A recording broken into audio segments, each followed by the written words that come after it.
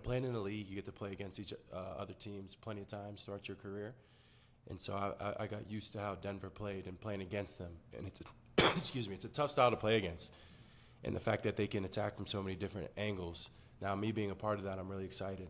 That's the kind of basketball I want to play, where kind of everybody's in tune with each other and able to play off each other and, just be able to generate the best possible looks, be able to defend effectively, get up and down the court, pitch aheads.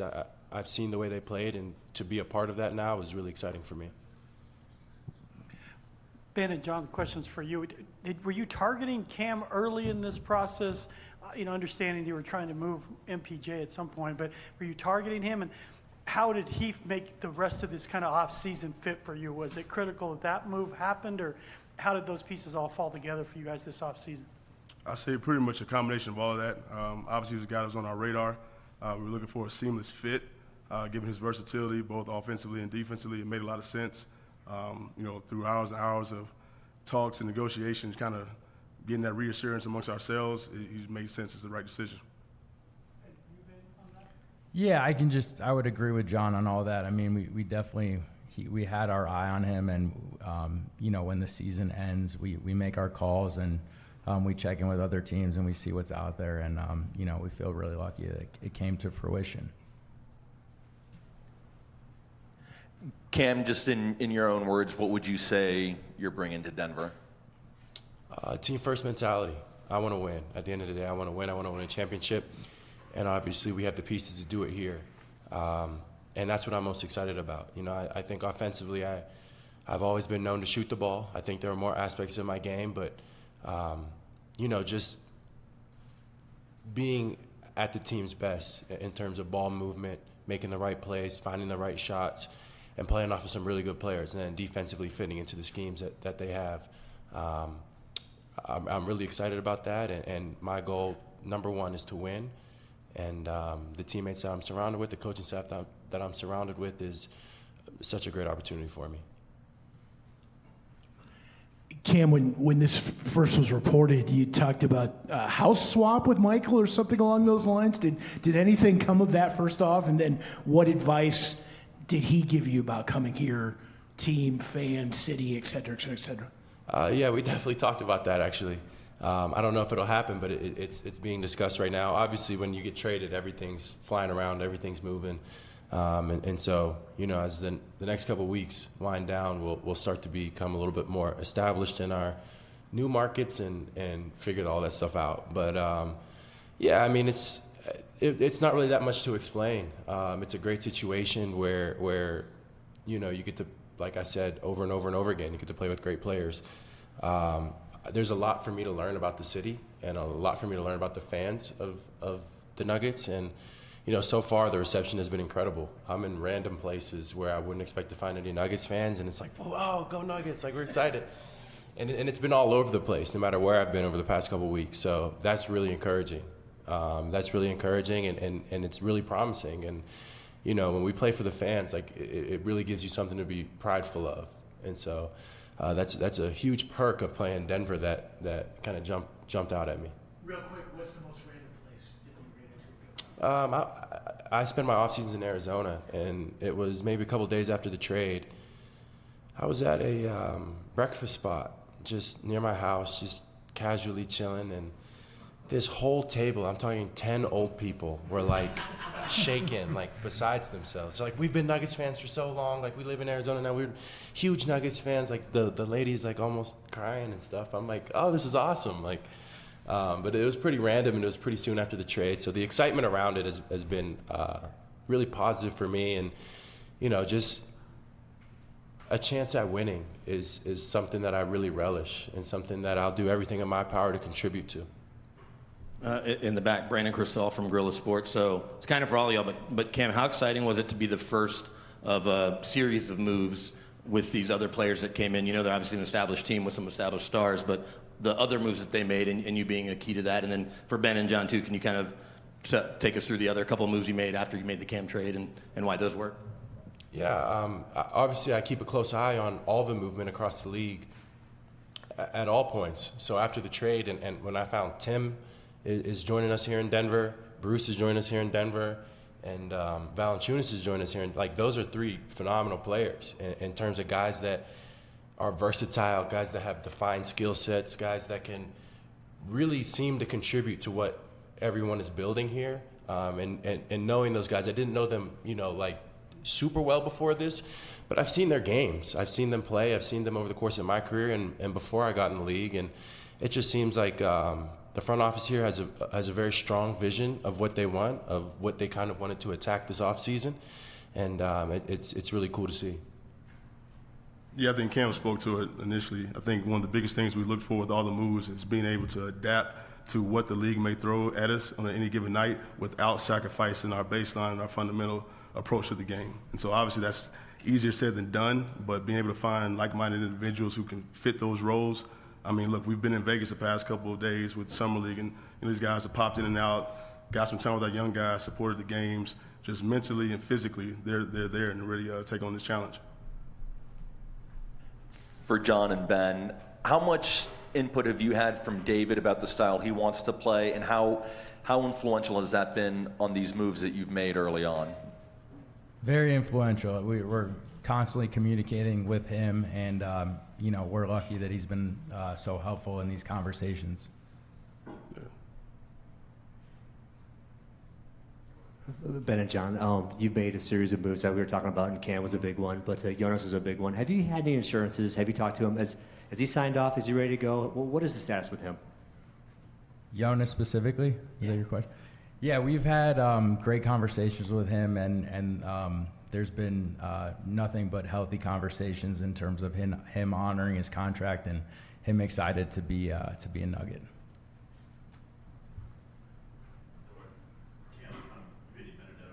Is that a lot of people have been really complimentary about the way you kind of see the game. So I'm curious if that's something that's always come naturally to you, or were there people earlier in your career who stressed the importance of kind of like thinking the game at a higher level? It's a good question. I think it's always come naturally, but with that, you have to understand that there's always a ton to learn. So when I came into the league after 5 years of college, and still I knew that there was a lot to learn. So I listened to the coaching staff. I had Ricky Rubio on my team, Devin Booker, who's my age but had been around the league for a long time, Kelly Oubre, just the vets around my position, just watching, observing, seeing how the game developed, seeing kind of the reads, the mindset, the work, everything that goes on behind the scenes. And so I've always just tried to cultivate that. I've tried to cultivate that since I was little. I used to sit down with a little notebook in my bedroom and draw up sets. I mean, it's just, I always loved the game. I always loved the mental side of the game. And I've always prided myself on that. Ben and/or John, just to follow up about Jonas, it seems like he's playing Eurobasket. Do you guys know if and when he intends to be in Denver, and are there any plans to have anyone out there visiting him or meeting with him while he's playing in that tournament? I mean, we're still working through that right now. I mean, yes to all of that. He's going to be playing, and there are plans for him to get here sooner than later, but still working through that, and we'll approach it at that time. Are there any remaining or lingering concerns that he will not be on the team for opening day? No concerns. Okay. John and Ben, you guys are still relatively new in your respective roles in this co-GM philosophy. It seems like it's been working pretty well early on. Just how has it been adapting to these new roles and this new partnership that y'all are in? I mean, it's been nonstop. Yes, we've had a couple of bright spots to start this thing off, but at the same time, we've been steadily working through it, collaborating with the group, kind of looking at where we are right now and what it needs to look like throughout the course of the year, just trying to prepare ourselves for whatever may come our way. But so far it's been good, just still working through it. Cam, over here, just wanted to, I know you've been asked about Nikola just a whole bunch of times over the course of these last couple of weeks. Just what's an aspect maybe of your game that you're excited can kind of flourish next to him, and just something that you're hoping really takes off? I'd say relocation around the perimeter, whether that's finding the open spot for a three or a cut. I know maybe his best ability is just understanding where he is in space and where his teammates are in space at all times. And so one thing that I've always worked on in my career to take next steps, to be able to be on the court, to be able to get playing time, is finding windows offensively. And so, you know, in playing with a player like Yoke, it's I find a spot and there's a high chance that he's going to put the pass on time, on target.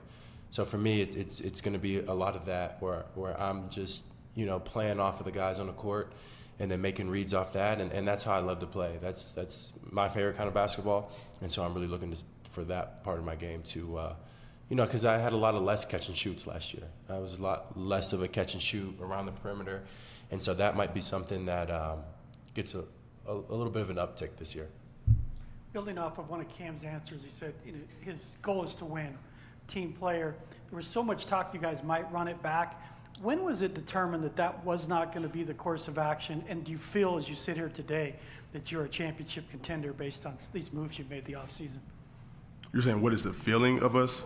Do you feel today you're a championship contender based on the moves? Because a lot of talk, you're going to run it back. You obviously didn't. And do you feel like you're a championship contender, and why, based on the moves you've made this offseason? I mean, look, we're sitting here in July right now. We think we've given ourselves a chance to give some tools, to have some resources to where we can be competitive. Obviously, the season has played itself out, but, you know, do we feel confident? Yes. But like I said, there's a lot of basketball to be played. These guys have to gel. You know, DA's got to put his new philosophies in. So, you know, time will tell. Ben, was it something about that you wanted to tweak to put you in a better position after watching the playoffs, to make you more versatile, or the depth? What was it? Kind of it spearheaded the Yeah, I think going to the offseason, the goal was to add depth. That could have been by not making a trade and just making a couple signings in free agency. But our job is to always, you know, focus on making the team better, and that's what we feel like we accomplished. Kim, you talked about winning. You're kind of jumping onto a moving train. It doesn't get any slower, as you know, when the season starts, in Arizona or here.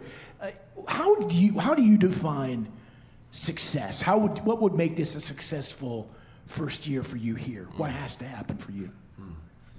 I think it's like they said, it's that gel factor of us kind of maximizing our on-court ability. Now, obviously, the goal at the beginning, at the end of the day, and everything in between is to win a championship, and that's what I'm here to do, and that's what my teammates, I'm 100% confident, are here to do. So that's the ultimate goal. Obviously, things happen over the course of the season. You never really know. If everybody only defines successful seasons by the championship, then there would really be a small amount of guys at the end of the season defining their season as successful. So it's a wide range of things, and I think it starts with how well we can gel and how the system works and how effective we can be within that. But that doesn't take away from the fact that, yes, the goal is to win a championship, and that's why we're all here. For both Ben and John, kind of just following up on the roster conversation, you guys still have an open roster spot remaining. How much pressure is there? Is there any pressure to fill that 15th man spot before the start of training camp? I wouldn't say there's pressure. We're going to be patient right now. We feel really good about where the roster's at, and if we feel like it's important to add a 15th, we will. But no pressure right now. And then also for John and Ben, how'd really go overall? You're not looking for a lot necessarily, but I guess specifically with the guys you're counting on, and namely Deron Holmes, how'd he look? Looked really good. I mean, last night, you know, he got a very impressive game. I mean, first half he had, you know, finished with I think it was 11 and 11 going into halftime. So, you know, those are promising. I think the big thing for him and some of the other guys is just to get the reps. You know, with the team structure as how this team is, it's hard for those guys to get a chance to play in those meaningful minutes. So this is the time for them to kind of relax, have fun, and get back to just getting those instincts sharper and then playing through that.